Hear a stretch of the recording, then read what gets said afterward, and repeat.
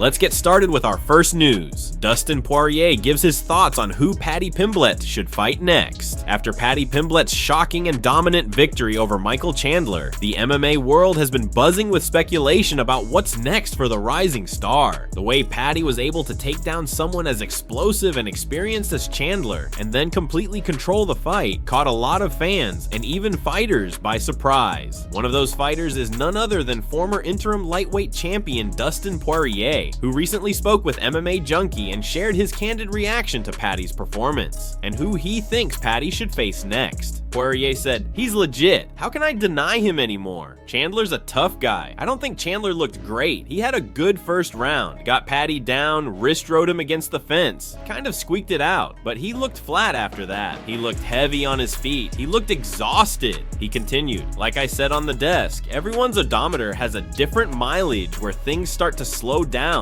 The wheels start to shake. Maybe that's his time now, but only he knows that." Poirier made it clear that while Chandler may not have looked like his usual explosive self, he still gives full credit to Paddy for the performance. "I definitely think Chandler didn't look great, but I'm not taking away from Paddy's performance," said Poirier. Paddy went out there, dropped the first round, came out confident and hit Chandler with some really good shots. Then he took him down. Who would have had that on their bingo card? That Paddy is going to take down Chandler like that and just control him on the ground? That's insane.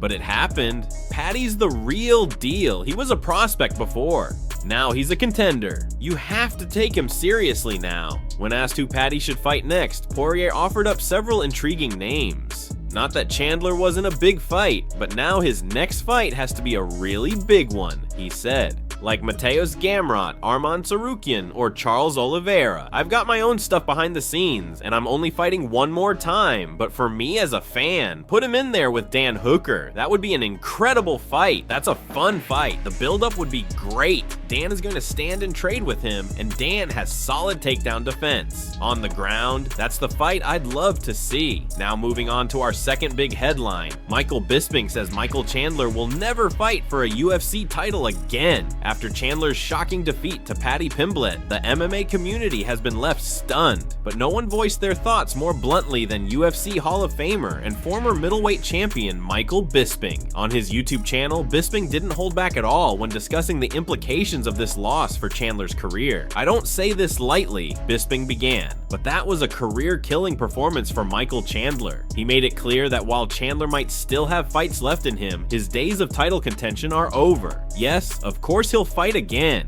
Yes, he'll still make money. Yes, people will still want to tune in, but that's it. That's where it ends. There ain't no more title talks, no more "see you at the top." That chapter is closed. Paddy Pimblett just put an end to all of that. It wasn't just about the loss. It was about how Chandler looked in the fight. For a man known for his explosive power, elite wrestling, and high-pressure fighting style, this performance raised serious red flags. If he was 30 years old, maybe he could dust himself off, regroup, and try again, Bisping said. But the truth is, Father Time is undefeated. He's 38 years old, and there ain't no way he's getting back into title contention ever again. Bisping then turned his attention to Paddy Pimblett and gave him his flowers. Paddy looked ridiculously good. He looked like the guy he's always claimed to be, the guy he's promised the world he is. And for someone who usually doesn't call people out, he went out there and called out everybody. Charles Oliveira, Justin Gaethje, Dustin Poirier, he didn't care. He showed zero fear, and you know what? Rightly so. The man is making a real run to become a champion. Will he get there? Nobody knows. But after this performance, I guarantee you, every single fighter in that division is going to be looking at Paddy with a lot more respect. The whole landscape just changed. So while Chandler's title dreams may be over, a new star may have just risen, and his name is Paddy the Baddy Pimblett. Now let's move on to the next big update. Colby Covington claims that the UFC is planning Islam Makhachev versus Ilia Topuria for International Fight Week. In the end of June, 2 months from now, Colby said. The person he was talking to paused for clarification. Wait, who's fighting? Colby responded with confidence. They haven't announced it yet, but I think it's going to be Makhachev and Topuria. If that's true, it's huge news. Islam Makhachev has been dominant as lightweight champion, defending his belt with surgical precision. And Ilia Topuria, he's one of the most dangerous rising stars in the game. Unbeaten, unrelenting, and oozing confidence, Ilia has made it clear that he wants to be a double champion. And what better way to do it than against Makhachev during the UFC's biggest annual event? But Colby wasn't done. He also hinted at an explosive co-main event. He said, they're talking about maybe putting the co-main as... His friend jumped in. Who's the co-main? Colby replied, I think the 185 title fight between DDP Dricus du Plessis versus Khamzat Chimaev. Let that sink in for a second. Makhachev versus Topuria as the main event and du Plessis versus Chimaev as the co-main. That is fight card madness. We're talking about 2 championship fights with 4 of the most violent and entertaining fighters in the UFC today.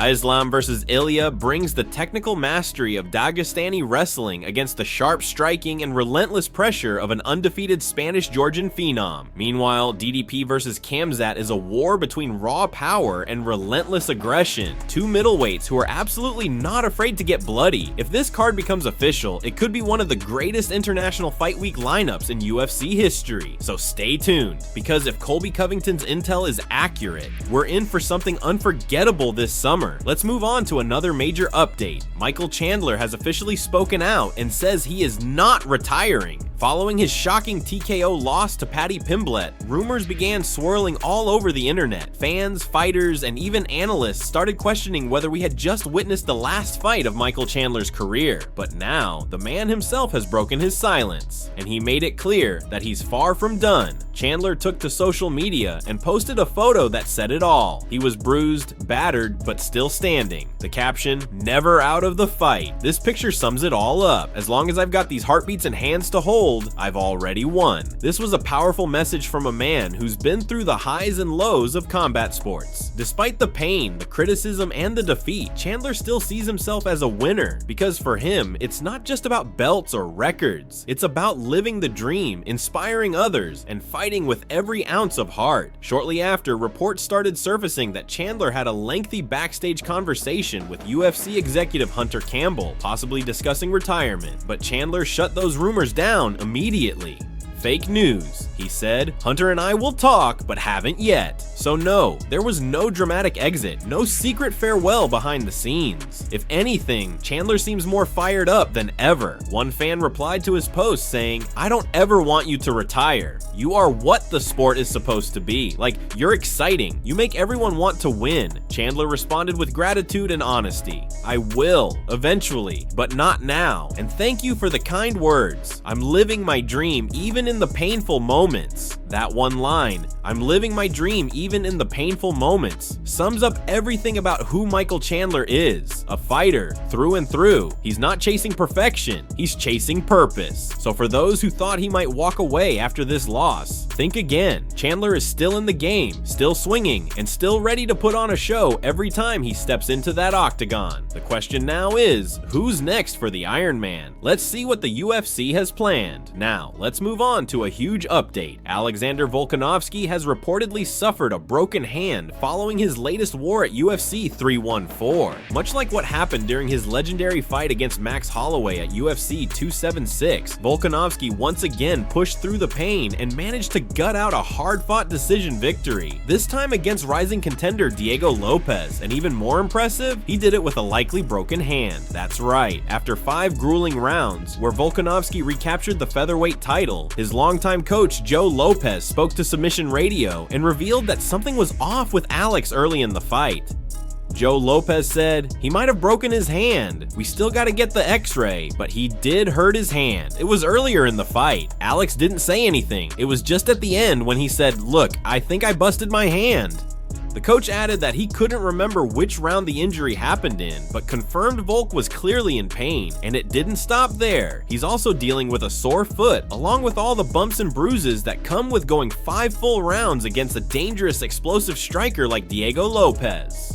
But even through the injury, Volkanovski showed exactly why he's one of the most respected champions in UFC history. His ability to adapt, push through adversity, and still perform at an elite level is what separates him from the rest. Now, as for what's next, Volkanovski still has a number of exciting options ahead of him. There's been talk of a title defense against Yair Rodriguez. Another possible matchup could be against Movsar Evloev, who remains undefeated in the UFC and is quickly rising in the rankings. However, Volkanovski seems to have one name in mind, Ilia Topuria. Topuria, who previously defeated Diego Lopez, took to social media and made his case for the rematch. He wrote, "I beat Diego Lopez, Aljamain Sterling, Arnold Allen, Dan Ige. No one has a better resume than me at 145 pounds except for the champion. I have the longest winning streak in the featherweight division. Me versus Alexander Volkanovski, end of June, International Fight Week. That's a blockbuster fight in the making. The only question now, will Volkanovski be healthy enough in time?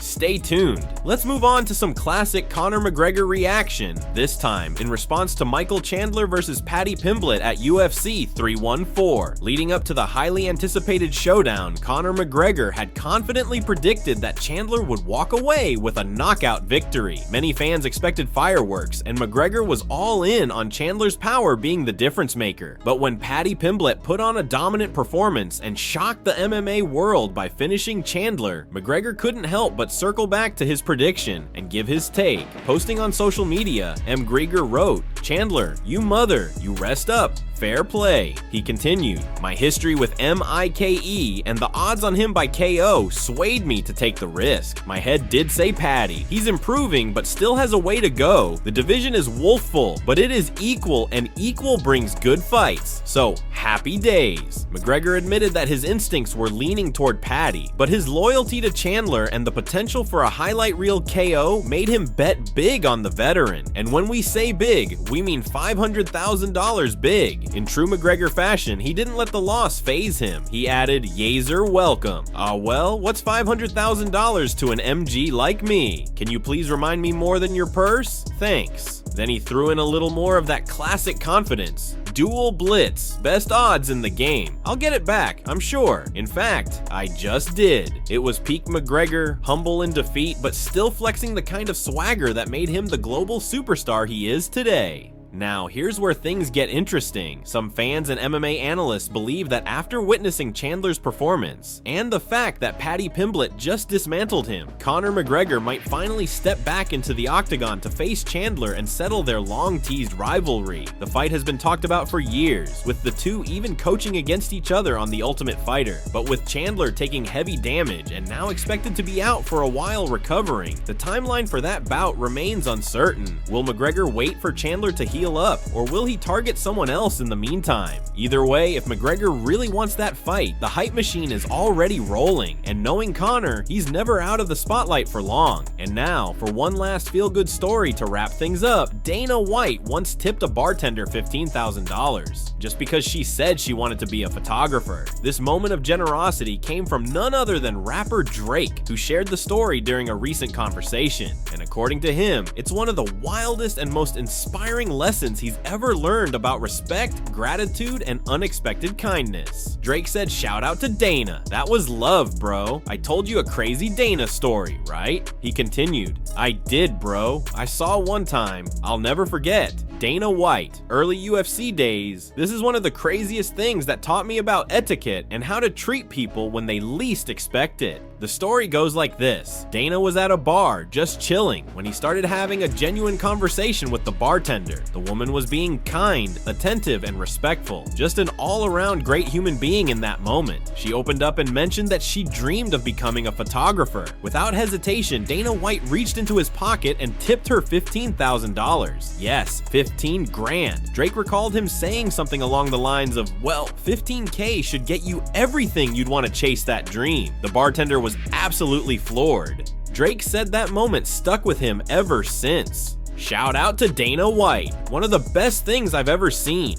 It impacted him so deeply that he admitted it completely changed the way he tips.